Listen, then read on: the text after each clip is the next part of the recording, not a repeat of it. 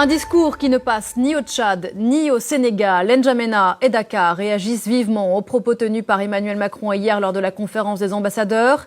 Le président français y a estimé, je cite, que des dirigeants africains avaient oublié de dire merci à la France pour son intervention dans la lutte contre le terrorisme au Sahel. Fin de citation. Le chef de la diplomatie tchadienne parle d'une attitude, je cite, méprisante à l'égard de l'Afrique et des Africains. Quant au Premier ministre sénégalais Ousmane Sonko, il écrit sur le réseau social X que la France, je cite, n'a ni la capacité ni la légitimité pour assurer à l'Afrique sa sécurité et sa souveraineté sur fond de retrait annoncé des troupes françaises de plusieurs pays d'Afrique.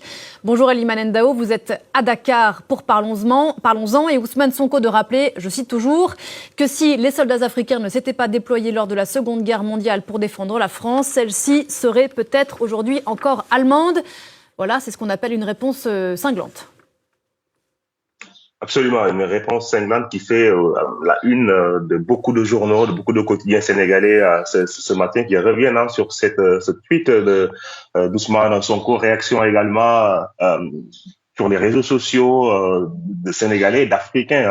Le tweet d'Ousmane Sonko a été vu plus d'1 million de fois depuis cette annonce. Et c'est pas la première fois qu'Ousmane Sonko désavoue publiquement Emmanuel Macron. La première fois, c'était lors de la visite de Jean-Luc Mélenchon. C'était au début de leur mandat, au mois d'avril-mai.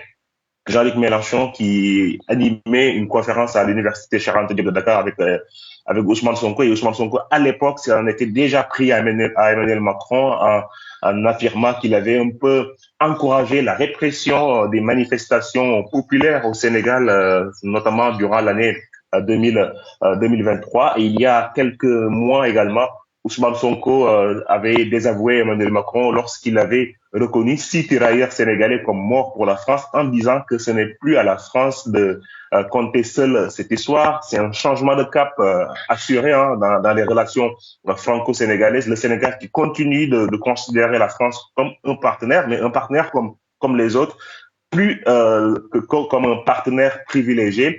Et dans le discours, le ton a changé entre ce qu'on a connu d'habitude durant les régimes précédents, des présidents qui étaient pas forcément en désaccord avec la France. Là, il y a plusieurs points de désaccord soulignés dans le ton entre les nouveaux dirigeants sénégalais, Bassirou Diomaye Faye, Ousmane Sonko et Emmanuel Macron, le président français.